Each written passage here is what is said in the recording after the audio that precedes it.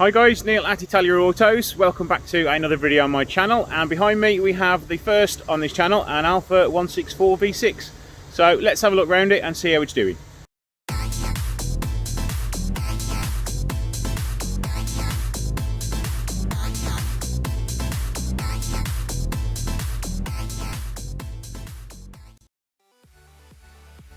The Alfa Romeo 164 was designed by Enrico Fumia of Pininfarina. It was designed as a wedge shape, making it quite aerodynamic for its day. This design would later influence the rest of Alfa Romeo range, starting in 1990 with a major redesign of the Alfa Romeo 33 and culminating with the Alfa Romeo 155. The 164 was ultimately unveiled at the 1987 Frankfurt Motor Show. The Alfa 164 was the last model to be developed while Alfa Romeo was still a fully independent company, and was formally launched a few months after the takeover by Fiat.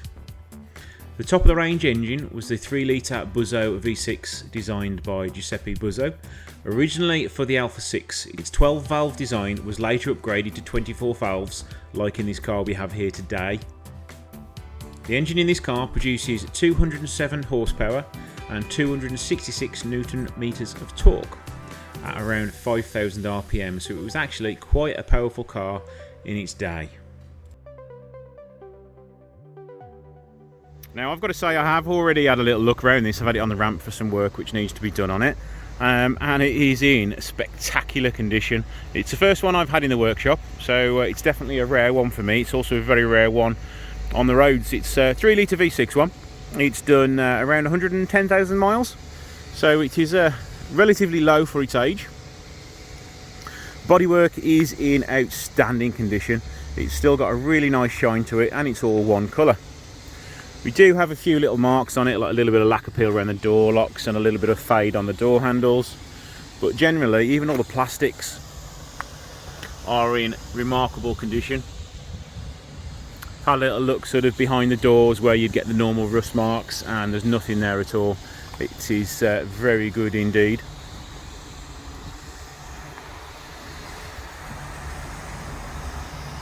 So the current customer's owned this vehicle for 6 years, and it looks as though he's put a lot of love and time into looking after this. Let's have a look on the inside now.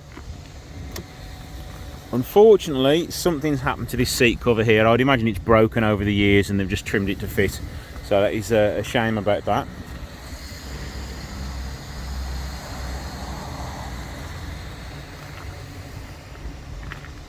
Let's show you in the back. Ooh, they look ever so comfy. I could definitely fall asleep in those rear seats. They're like little armchairs. Right, let's have a look at everything on the interior. It's got the original Clarion stereo, which I imagine nowadays is super rare indeed. It's got the full digital dials inside, which are all working correctly. Even the leather, yes, it's showing some signs of cracking, but it would do being a car of this age. But again, it's in very good condition indeed. Let's start it up so you can hear it.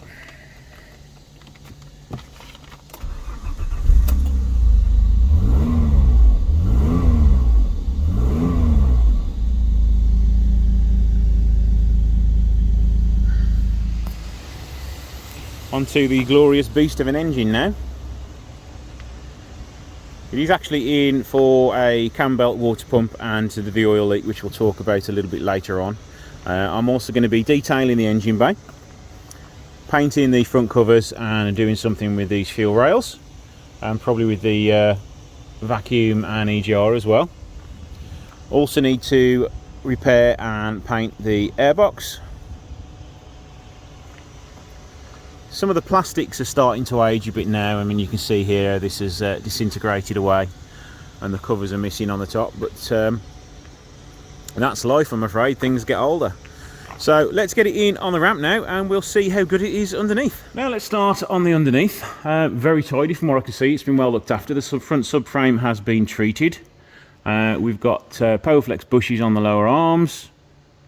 We do have an oil leak underneath here. I have spoken to the customer about it, and I have had a quick look, and it appears as though it's coming from the rear rocker cover gasket, if you can see that up there. It's had a new radiator by the look of it pretty recently. Fan housing is looking a little bit tired. It could do with painting and treating. Another little weepy oil leak from there, but it's only tiny. Rust wise, very little indeed. I can't see as though it's ever had any welding. A little bit coming through here, a little bit there,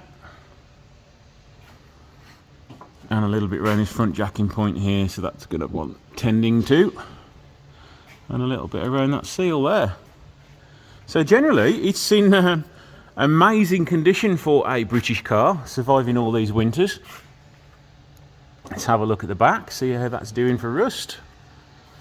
A few little spots where it could do with just rubbing down and treating, but it looks as though it has been done all of its life, to be honest. A few bits at the back there, a few bits around the boot floor.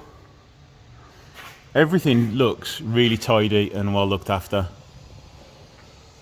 underneath here, so nothing needs doing to it at all. It's credit to the customer where it's due on this one. It's been very well looked after all of its life.